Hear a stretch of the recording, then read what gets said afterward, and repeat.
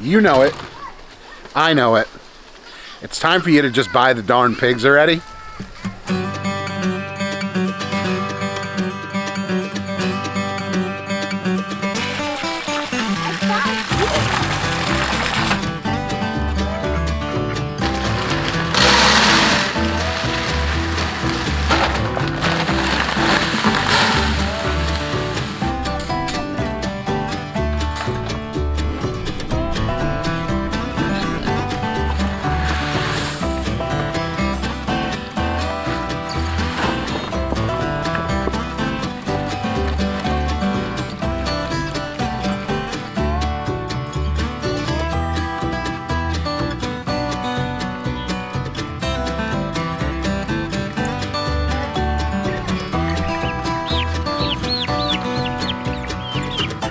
They're almost ready to come out. Probably could just let them out. You want to let them out? They're okay on the turkey coop? Yeah. Gosh, you guys got huge. Okay, go ahead. I guess it would seem kind of fitting to make a spur-of-the-moment decision to let the meat birds out, given the topic of today's video. Some of you may be able to tell from the channel and some of you don't know this, but I have a pretty rockin' case of ADHD, and while that kind of lends itself to me being impulsive, such as the chickens out on pasture thing today, hey, these guys need to go out soon, let's just do it now. Okay. It's also led to me over analyzing situations on the homestead, and Aust over at Homesteady has referred to it in the past on his podcast as paralysis by analysis, and you get hung up into just overanalyzing a situation. What breed of pigs is best for me? Where am I going to put them? What am I going to feed them? Do I want to do a pastured pig? Do I want to do a non-pastured pig? Do I want to do a forest pig? You can get so far down into the weeds that you don't take the step to start doing the thing that you're thinking about doing. Okay. Want me to carry another one? Yeah. Yeah, give me another one. Got him? Yeah. All right, go ahead, bring him to the garage.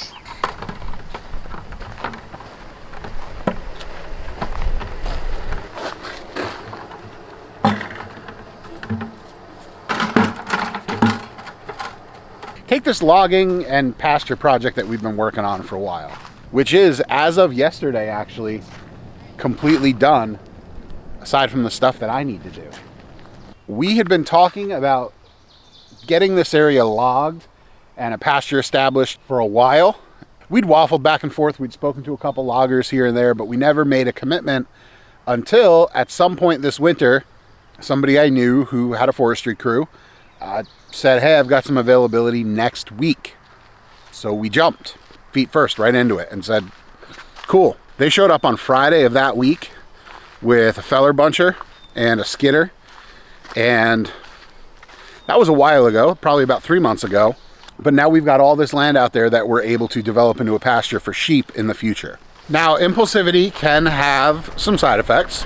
In light of all the logging that we were doing, we weren't able to take the time that we needed to get a lot of our starts in this year. We're taking a trip right now to the garden center, and we're going to be buying tomato starts since we don't have those.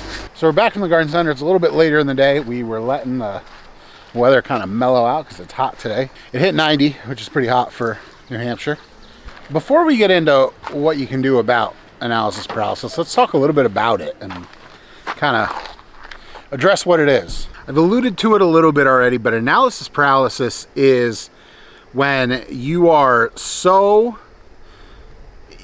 interested in thinking through a decision and analyzing all the different options that you don't get the decision made, or the decision just doesn't happen. Or maybe the decision does happen, but it comes at a time where, you know, the opportunity is already passed. A good example of this for us every year is we spend a lot of time agonizing over what we're going to plant in the garden, and as a consequence of that, we end up rushing to get things planted come planting time. Same thing with the pig shelters this year. You guys saw me overanalyzing where I was going to put the pigs, whether I was going to put them down the driveway, up the driveway, in an old spot, in a new spot. And really at the end of the day, I ended up just needing very quickly to drop the pigs in the spot where they are right now. And that worked. The whole thing with paralysis by analysis is that you can attach a weight to the decision that you're analyzing. And odds are, for farming, it's not going to be a really bad scenario. For instance, you might be thinking, what breed of pig do I want to raise on my small farm or homestead? If you're just getting into feeders, which is really what you should be doing if it's your first go round with pigs, you're not looking for breeding stock that's going to last you years. You're not making a permanent decision. Right off the bat, you could get virtually any pig, raise that pig up to maturity, process that pig, and have food for your family. Are you going to make some mistakes along the way? Yes. Are you going to learn some lessons along the way? Yes. And part of that is learning what you like. You know, for the decision, a lot of people agonize over what breed they're going to bring in. And in reality, at the most, you're making maybe a between 8 and 12 month commitment to that animal. And then that animal can be processed. Even if it's a slow growing Mangalitsa or something like that, you can process an animal at 12 months and get an idea if it was what you were looking for. It's not the end of the world if you end up with a pig that's different than the breed you eventually want to settle on. Speaking of pigs, it's so hot outside, they're going to get an afternoon shower. There you go, guys. It's hot. I came down here and one of them had themselves shoved nose first underneath the feeder, just like. You could be resolved to raise a Mangalitsa type lard pig for charcuterie and end up with a Berkshire or a Duroc like these and not regret it one bit in 8 months when you have a 260 pound pig for the freezer. So if you have a small farmer homestead or you're thinking about starting a small farmer homestead and you've got some decisions that you've been putting off, let this video be your wake-up call. Let the meat birds out of the chicken tractor. Buy the damn pigs already. Get a pressure canner. Grow some tomatoes this year. If these are things you're thinking of doing, just do it. Take that first baby step. Drive down to the garden center. Spend $50 on some potting soil, some pots, and some tomato plants. Start checking Craigslist for a used pressure canner. The first thing that anybody needs to do if they have a small farm or homestead is to establish a plan. The second thing that they need to do, though, is to actually execute that plan. And until you do, you're not. Point blank, this is not a video where I'm telling you to go out and make stupid choices. Only you know what's going to be a bad choice. So don't just go out and buy pigs if you don't have a place to put pigs. And don't buy a bunch of chickens if you already have a ton of chickens. Don't plant a whole bunch of tomatoes if you don't like tomatoes. But if you've got decisions that you've been going back and forth on and putting off making a choice, just make a call. Flip a coin if you have to.